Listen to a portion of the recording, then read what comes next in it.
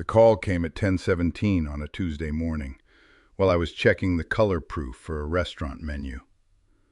A woman named Leah asked whether I was prepared to guarantee $1,860 in monthly rent for my daughter's new apartment. I had never seen the apartment, and Maya had never asked me to guarantee anything. For a second, I thought Leah had the wrong Daniel Mercer. Then she gave me the last 4 digits of the phone number I had used for 18 years and named the print shop where I worked. "Please don't run anything with my name on it," I said. "I did not agree to be part of that application." The press behind me started its warning chime.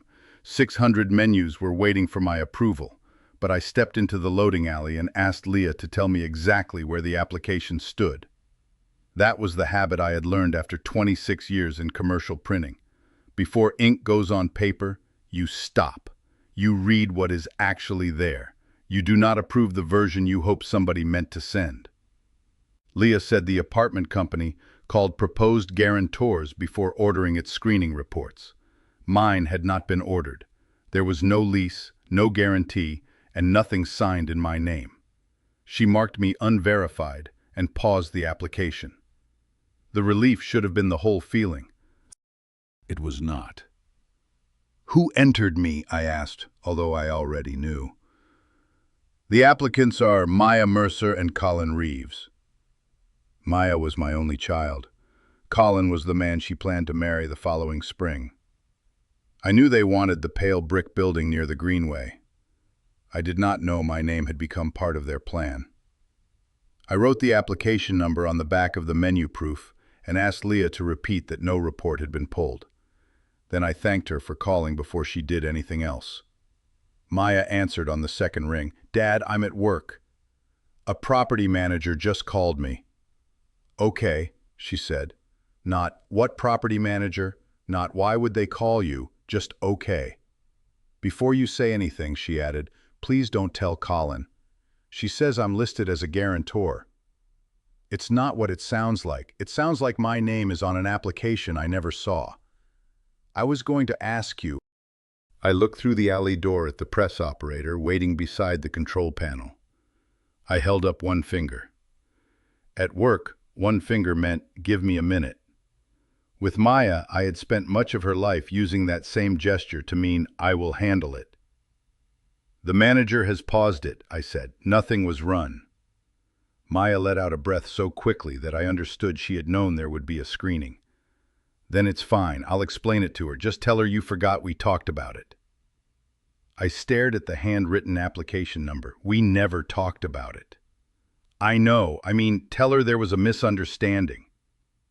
That was the moment the call changed. Until then, I was trying to understand what Maya had done with my information. After that, I needed to understand what she was hiding from the man who was supposed to live in the apartment. Why can't Colin know? Because he'll make it bigger than it is. Does Colin believe I agreed? "Dad, I have to go." "Does he?" She was silent long enough for the press to chime again. "We can talk tonight," she said. "Both of you can come over at 7. "No, not Colin. This is between us." "It stopped being between us when his name went on the same application." She hung up. I went back inside and approved the menus after the restaurant corrected a price in the lunch column. The wrong price had been only 2 digits. If we had printed it, the restaurant could have crossed it out by hand or thrown away 600 sheets. Small marks can create expensive choices. That did not make them accidents. By noon, the immediate danger was over. The harder question had just opened. What was Maya so afraid Colin would learn? I wish I could say the answer came out of nowhere. It did not. There had been little things for 6 weeks. Maya usually complained about her work in precise detail. She designed packaging for a regional pet food company, and over Sunday coffee I had heard more than I ever expected to know about label sizes and chicken illustrations. Lately, when I asked about work, she said, "Same mess," and changed the subject. 2 Tuesdays earlier, she had called me at 3 in the afternoon from a grocery store. I asked why she was shopping during office hours. She said the company had shifted everyone to flexible schedules. I accepted that because flexible schedules existed, and because parents of adult children learn not to turn every odd detail into an interrogation. The previous Friday, she had asked whether I remembered the year my own company cut hours. I told her I remembered counting every tank of gas. She said she was just curious. Maya had not told me a direct lie in any of those conversations. She had arranged the truth so I would walk around it. There were details I noticed only after Leah's call. At Sunday coffee, Maya had taken her mug to the window whenever her phone rang. She said recruiters were aggressive now and laughed as if the calls annoyed her. One afternoon, she asked whether a landlord ever called an employer directly. I answered that I did not know, and she said she was asking for a friend. I had also watched Colin carry a tape measure through the pale brick apartment during an open house. He measured the second bedroom for 2 desks because both of them sometimes worked from home. Maya stood in the doorway and suggested where their wedding gifts could go. When Colin asked whether her company might transfer her downtown, she said, "Not this year." She had not invented a glamorous future. She had kept feeding small false facts into an ordinary one. That made the plan more dangerous, not less. Colin was not being tricked by a grand performance. He was making reasonable choices from information supplied by the person he trusted most. At 5:30, I drove home to the 2-bedroom apartment where I had lived since her mother and I divorced 9 years earlier. I put the menu proof on my dining table and wrote 3 questions beneath the application number. What did you enter? What changed? What does Colin know? I wrote them because I knew myself. If Maya cried, I would want to solve the nearest problem. If she became angry, I would want to defend myself. If she said she needed me, every year of being her father would rise at once and make urgency feel like permission. I had been solving things for Maya since she was small. Some of that was simply fatherhood. When she was 11 and waited until bedtime to mention a poster due the next morning, I drove to the drugstore for markers. When she was 19 and filled out a college aid form incorrectly, I sat beside her and helped her correct it. 3 years ago, when her car needed a transmission repair, she called before agreeing to the work. I paid half directly to the shop, and she paid me back over 6 months. Those were not secrets. She asked, I answered, and the problem kept its proper name. But I could also see how easily my steadiness had become part of the furniture in her mind. If something tilted, Dad put a hand under it. I had done that with love. I had not noticed that love can teach the wrong lesson when it arrives before the truth. Her mother, Elise, used to tell me I answered questions before Maya finished asking them. During our marriage, I took that as praise for being useful. During our divorce, it became one of the complaints neither of us knew how to discuss without reopening 10 older arguments. Elise said I made myself necessary and then felt wounded when people expected me to be available. I said she confused reliability with control. Sitting at that table, I could finally see the small piece of truth inside her accusation. I had never offered Maya my name without consent, but I had often rushed to make consequences disappear. She had grown up knowing I kept copies, answered calls, and could find money for the kind of emergency that arrived with an invoice. I could acknowledge what I had taught without accepting what she had done. At 7:12, Maya knocked. She came alone. She was 31, but standing in my doorway with her purse held against her ribs, she looked like the college student who had once told me a parking ticket was basically a warning with a price. "Where's Colin?" I asked. "I told him I was having dinner with you." "Is that true?" Her face tightened. "Can we not start like that?" I let her in. I had made coffee, but no dinner. Food would have given us something to pass back and forth, and I did not want the conversation hidden under ordinary motions. She sat across from me and saw the application number on the menu proof. "You wrote it down?" "Yes." "You always make everything look like a case." "It isn't a case. It is a question. What information did you enter for me?" She named my phone number, address, employer, and estimated income. The income was from an old form I had helped her complete when she refinanced her car. I did not ask how she remembered it. Family members accumulate pieces of one another's lives. The wound was not that she knew mine. It was that she had used it to make a promise I had not made. "I didn't submit any signature," she said quickly. "It was just the first application." "You listed me for an obligation without asking me? An obligation that never happened, because the manager called." She looked away. I asked my second question. "What changed?" "Nothing changed. Then why do you need a guarantor now?" "The building is strict. Maya, Colin's income is fine. Mine is a little uneven. You have a salary." Her eyes filled before her voice changed. "I had one." The room became very quiet. She had been laid off 6 weeks earlier.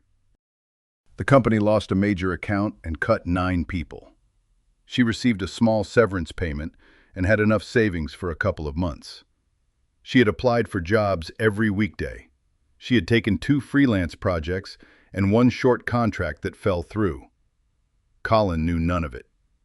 Each morning she dressed as if she were going to work. Some days she used the public library. Some days she sat in her car outside a coffee shop and sent applications from her phone. She had told Colin the company moved her team to remote work. When he asked about the apartment application, she said payroll records were delayed because of the change.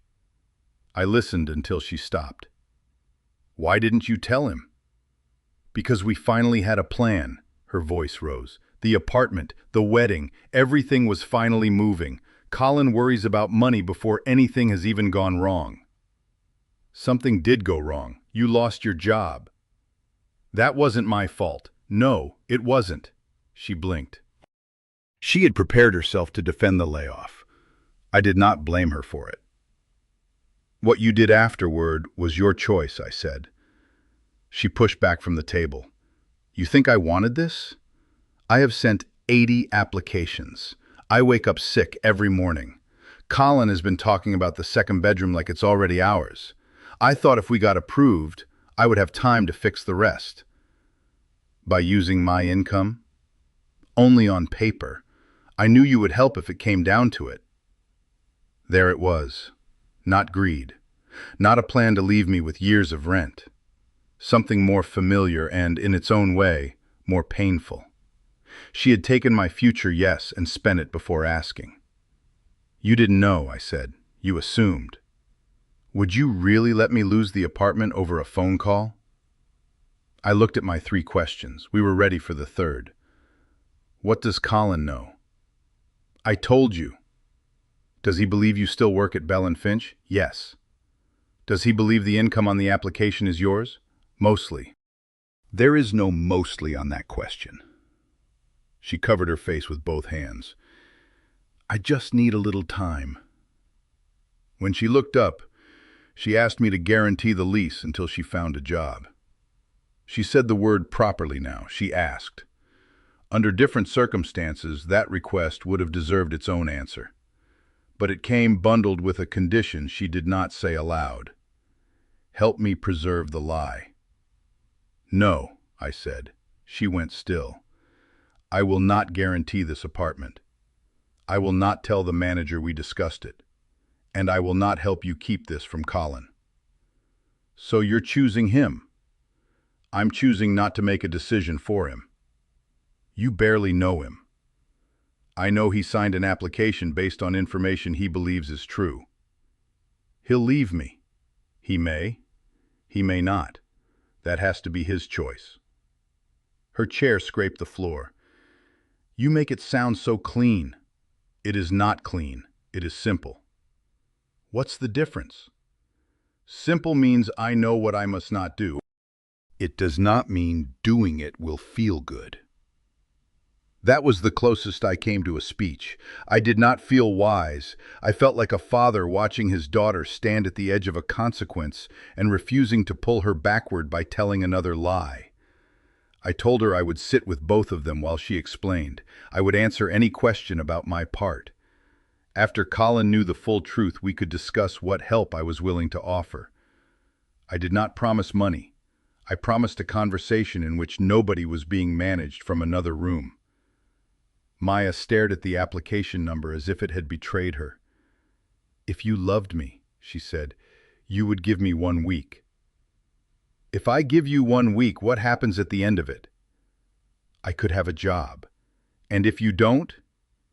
She had no answer. I could see her calculating whether anger might move me where fear had not. "Mom would help," she said. Her mother had moved to Arizona 2 years earlier. Perhaps she would have helped. Perhaps Maya was using an absent parent as leverage because the present one had said no. "You can call her," I said, "but you still have to tell Colin." Maya stood. "You're treating me like a criminal." "I have not called you one. I am treating my name as mine and Colin's decision as his." She left without saying goodbye. After the door closed, I remained at the table. My coffee had gone cold. I thought about following her to the parking lot. I thought about calling Colin myself and pouring out every detail before Maya could reshape it. I thought about calling the property manager and asking what else Maya had written. I also thought about calling Elise. For 9 years, whenever Maya made a choice that frightened one of us, the frightened parent called the other and tried to recruit an agreement. We called it coordinating. Sometimes it was. Sometimes it was 2 adults building a wall of concern around a third adult before she knew there was a meeting. I typed, "Have you heard anything unusual from Maya about work?" Then I deleted it. If Maya called her mother, she could tell her what had happened. If Elise called me afterward, I would answer for myself. I would not turn the country between Missouri and Arizona into another route around Maya's responsibility. Instead, I did the next thing that belonged to me. I checked my credit reports. I found no account I did not recognize. Then I placed a freeze with each bureau and changed the password on the email account where I kept old financial documents. It took less than an hour. I did not narrate the steps to Maya. I was not trying to frighten her or teach her a lesson. I was closing a door she had already tried. The practical work calmed my hands. It did not calm my mind. At 9:46, a text arrived from Colin. "Is Maya with you? She said you had news about the apartment." I read it 3 times. He did not know she had been at my table. He did not know the application was paused. Whatever she had told him before leaving her own home, she had left him waiting for me to complete the story. I called him. "Is she all right?" he asked. "She left here about 40 minutes ago. She was upset, but she was safe." "What happened with the apartment?" I walked outside because my rooms felt too small for the choice in front of me. The courtyard lights had come on, and somebody's television murmured through an open window. "A property manager called me today," I said. "She asked me to verify that I would be your guarantor." Colin was silent. "Maya said you agreed," he said. "I did not." "Did you change your mind?" "No. I learned about it from the manager." He breathed out slowly. "What else don't I know?" That was the question Maya feared. I had the answer, but it did not belong in my mouth first. "There is more you need to ask Maya," I said. "You know what it is." "Yes. And you won't tell me." "I will not cover for her." "I also will not turn her truth into a report I deliver while she is absent. I have offered to be present while she tells you, and I will answer every question about what happened with my name." He sounded angry then, and he had a right to be. "You're asking me to sit in a room with 2 people who know something about my life that I don't." "You do not have to agree. I can tell you my part now. I never consented. The application is paused. Nothing was run or signed for me. The rest is about what Maya told you, and she needs to say it." "What if she doesn't?" The honest answer was that I could not keep his uncertainty open forever, merely to protect her chance to speak first. "Then I will not lie to you," I said. "I will give her the chance tonight. If she refuses, you can ask me direct questions and I will answer what I know." That limit mattered. Restraint can become another kind of concealment when it has no end. Maya deserved the chance to tell her own truth. Colin deserved not to be held inside a mystery she controlled. After a while, he said, "I'll join a call." She speaks first. That is fair. Tonight, I will ask her. He stopped me before I hung up. Daniel, did you know before today? No. All right. It was not forgiveness. It was one fact placed where it belonged. Maya did not answer my first call. She sent a message saying she was at a motel near the highway and needed sleep. I replied that Colin knew I had not agreed to guarantee the apartment. I told her he would join a call if she spoke first. She called immediately. You told him? I told him my part. That's the same thing. It is not. He still does not know about your job. Then tell him it was a mistake on the form. Say I misunderstood something you said. No. You've already ruined it. I stopped an application that used my name without permission. What happens to your relationship depends on what you do next. She cried then. Not neatly. Not the kind of crying that leaves room for good sentences. She said Colin had always been the responsible one. He had paid off his car early and kept a spreadsheet for the wedding. When her job disappeared, she did not want to become the unstable half of the couple. Every day she delayed made the first lie heavier, until using my income felt less frightening than lifting it. I understood the fear. I did not allow it to rename the act. What should I say? She asked. The truth. Which part? The part you are trying hardest not to say. That isn't helpful. A script from me would be another way for me to carry it. Tell him when you lost the job, what you told him, and what you entered for me. Then stop talking long enough for him to choose. The apartment company needed a corrected application by the end of that evening if Maya and Colin wanted the unit held for them. That deadline had driven Maya's choices all day. By then, it had become useful for a different reason. There was no more room for later. At 11:15, the three of us joined a call. No one spoke at first. Finally, Maya said, I made a mistake on the apartment application. Colin's voice was even. Start before the application. Maya looked for me through the silence. I said nothing. I lost my job, she said. Colin asked when. 6 weeks ago. The line was so quiet that I could hear Maya's motel air conditioner cycling. You told me you were remote. I know. You got dressed every morning. I went to the library, or coffee shops. I was applying. For 6 weeks? Yes. And the pay records? I kept saying they were delayed. Colin did not raise his voice. That made the distance in it sharper. Where does Daniel come into this? Maya began with the building's income requirement. Colin stopped her. What did you do? She took a breath. I listed Dad as a guarantor. He did not agree. I thought the application might go through, and then I could ask him before anything final. The sentence sat between us. You thought approval would make him say yes, Colin said. I thought I would have work by then. That is not what I asked. Yes, she whispered. I thought it would be harder for him to say no. I closed my eyes. That was the truth beneath the paperwork. She had not merely borrowed my income.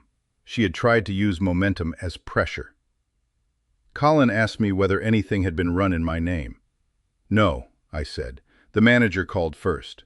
I told her I did not consent. The application was paused. Did Maya ask you afterward? Yes. And? I said I would not guarantee the apartment or keep this from you. Maya broke in. He said he might help after I told you. I said we could discuss help, I corrected. I did not promise what kind. That distinction mattered, not because I wanted leverage, but because every loose word had become something Maya tried to stand on. Colin asked her why she had not told him about the layoff. She gave him the answer she had given me: the apartment, the wedding, the plan, his worry about money. Then she said something new. I wanted you to keep looking at me the same way. Colin's next words came slowly. I was looking at someone you were pretending to be. Maya started to apologize, but he asked her to stop for a moment.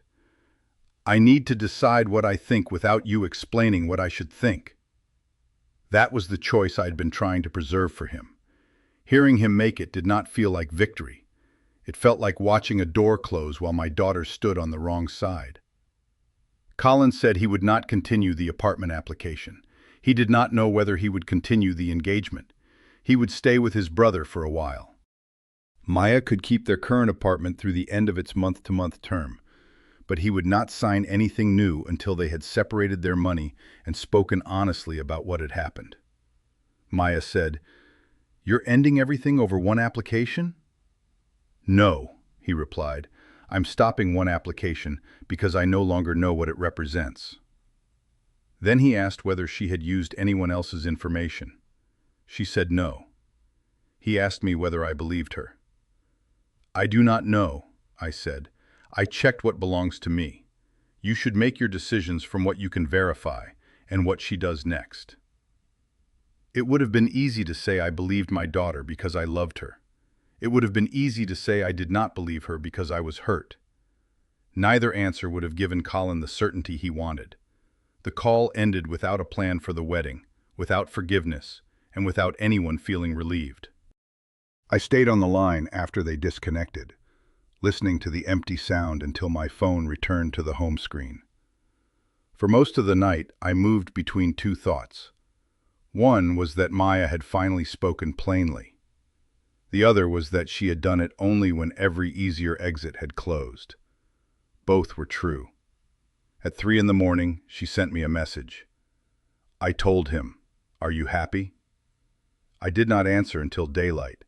"No," I wrote, "I am glad he knows. That is different." She did not reply. The next morning, Maya and Colin withdrew the application. The unit returned to the market. There was no lease, guarantee, screening report, or debt in my name.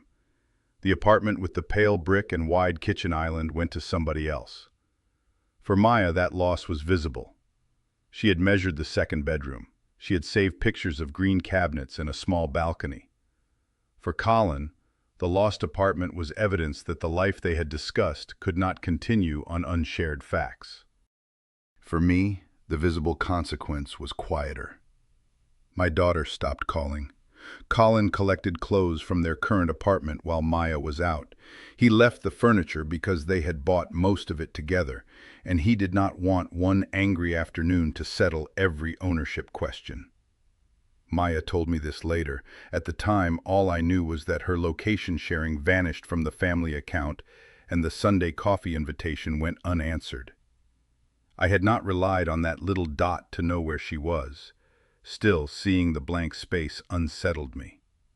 It showed how many forms of access families begin to treat as permanent simply because nobody has withdrawn them yet. I did not ask her to turn it back on. 9 days passed. On the 10th, she sent me a photograph of a weekly rate room with a narrow bed and a microwave on a shelf. She had left the apartment she shared with Colin rather than make him do it. Under the picture, she wrote, "I know this is not your fault. I am still angry." I answered, "You can be both." 2 weeks after the call, we met at a diner halfway between my apartment and her room. Maya looked tired. She had cut her hair herself and missed a section near one ear. She ordered coffee and toast, then apologized before the server had walked away. "I'm sorry I used your information," she said. "I'm sorry I asked you to lie." "Thank you." She waited, perhaps expecting a larger response. "Are you still not going to help me get a place?" she asked. The apology had arrived, but the old destination was still visible behind it. "I will not guarantee a lease," I said. "Even somewhere cheaper?" The amount was not the problem. She stirred her coffee hard enough to strike the cup. "Then what does sorry get me?" "It is not a payment." She looked wounded by that answer, and I understood why. We often teach children that apology opens a locked door. For adults, it opens a conversation. The person on the other side still decides how far. I told her I would review a budget if she and Colin both asked me together. I would not ask for passwords, monitor her accounts, or take over her job search. I would not become a guarantor. If, later, they qualified for a place in their own names and I chose to help with moving costs, that help would be a fixed gift that both of them knew about. "You've made rules for everything," she said. "I have made my answer clear so neither of us has to guess." She looked out the window. "Colin postponed the wedding," she said. "He didn't cancel it." "How do you feel about that?" "Like I'm waiting for a verdict." "He is allowed time." "I know." It was the first time she said those words without immediately arguing against them. Maya had accepted a 6-week contract formatting online product listings. It paid less than her old design job and did not impress her. She had almost refused it because she believed taking lower-level work would make her look as if she were moving backward. "To whom?" I asked. She gave a small, exhausted laugh. "Apparently everybody." We did not solve anything at the diner. That mattered. Our family's old pattern was to make a plan before the check came. This time, Maya paid for her toast. I paid for my coffee. We left with a next conversation, not a rescue. Over the following 3 months, change came in actions too small for an announcement. Maya finished the 6-week contract and accepted another. When the second company offered her a permanent job coordinating its product pages, she told Colin the salary before she told me. She did not round it up. She did not call the health coverage basically the same as what she had before. She sent him the offer because they were trying to rebuild a shared picture of their lives. Colin kept living with his brother. He and Maya began counseling, but he made no promise that counseling meant the wedding would happen. Their finances stayed separate. Some weeks he met her twice. Some weeks he asked for space. The first time he came to my apartment after the call, he returned a drill he had borrowed before any of this happened. He stood in the doorway holding the plastic case and said he did not know whether we were supposed to talk. "We do not have to decide that at the door," I said. He came in for coffee. He did not ask me to judge Maya, and I did not ask him whether he still loved her. He wanted to know whether she had ever used my information before. I told him no, not to my knowledge, and that I had checked what I could check. Then he said something I had not expected. "I keep wondering if I was too proud of being the steady one." That was not an admission that caused Maya's deception. It was a man examining the relationship he might choose to continue. I told him steadiness was not permission for somebody else to hide the weather. He almost smiled. "That sounds like something Maya would hate." "Then don't quote me." We spoke for 20 minutes. After he left, I noticed he had placed the drill on the floor beside the coat rack rather than hand it to me as proof of anything. It was simply returned property. I appreciated the lack of ceremony. I did not call him for reports. I did not ask Maya to interpret his silence. When she said, "Colin thinks I'm hopeless," I asked, "Did he say that?" Usually the answer was no. Maya also stopped using me as the place where uncomfortable messages went to become softer. If she needed to change a dinner time, she called. If she wanted advice, she asked whether I had time to give it. The first time she asked to borrow my folding table for a freelance photo setup, she said when she would return it and then returned it a day early. A folding table is not trust. But trust is made of ordinary things done when nobody is applauding. My part changed too. Once she called from the parking lot before a job interview and said she thought she might throw up. My old instinct was to give her 6 sentences to say, 3 questions to ask, and a reminder to send a thank you note. Instead, I asked, "Do you want advice or company?" "Company," she said. So I stayed on the line while she breathed. Then she went inside. That restraint was harder than it sounds. Solving had been one of the ways I recognized myself as her father. Without it, I sometimes felt as if I were withholding love. I had to learn that a boundary could apply to the help I imposed, as well as the help she assumed. Elise called during the 2nd month. Maya had finally told her the whole story, including the part where I refused to guarantee the apartment. I expected my former wife to say I had been cold. Instead, she said, I would have paid for a week at a hotel and helped her avoid the conversation. I almost did something similar. Maybe we both liked being the safe parent too much. We did not turn that insight into a reunion or a long examination of our marriage. We agreed on one practical thing. Neither of us would offer money connected to housing without making sure Maya and Colin both knew. Elise later sent Maya a grocery store gift card for her birthday. She copied no one, asked for no report, and let a birthday gift remain a birthday gift. 4 months after the verification call, Maya and Colin asked to meet me at the public library. They had reserved one of the small rooms with a whiteboard and a table scarred by years of homework. Colin had made a budget for a smaller apartment across town. Maya had added her new income and the monthly amount she planned to rebuild in savings.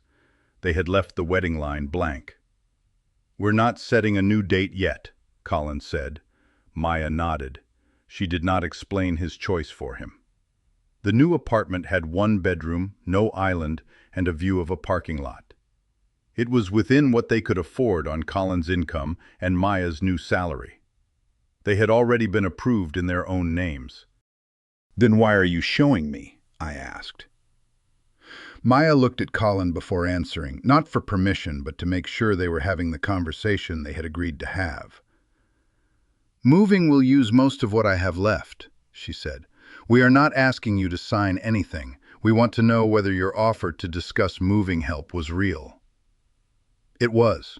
I offered them a fixed amount for the truck and basic supplies. I wrote the amount in an email to both of them. It was a gift, not a loan, not an investment, and not a reason for me to have a key. They could accept it or refuse it together. Colin said they would talk privately and answer the next day. They accepted. The gift did not repair our trust. The 4 months before it had begun that work, the money simply arrived inside a truthful arrangement. On moving day, I carried boxes but did not direct the room. Colin's brother brought a hand truck. Maya labeled each box in thick black marker. When we reached the last load, she held up a folder. Application papers, she said. My shoulders tightened before I could stop them. She noticed. Do you want to see? I did not need to inspect their lease. That was another old temptation, turning a boundary into permanent supervision. Only if there is something you want me to answer. She opened the folder to 1 page. They ask for an emergency contact, she said. Not a guarantor. No financial responsibility. May I put your number? The question was ordinary. That was what made it important. Colin stood by the kitchen counter, close enough to hear and far enough not to manage her answer. The apartment smelled like cardboard and the lemon cleaner the previous tenant had used. Through the window I could see exactly what Maya had described, 3 rows of parked cars, and beyond them the roof of a grocery store. Yes, I said, you may put my number for that. She wrote it down and handed me the pen so I could check the digits. I read only the lines she had asked me to read. Then I gave the pen back.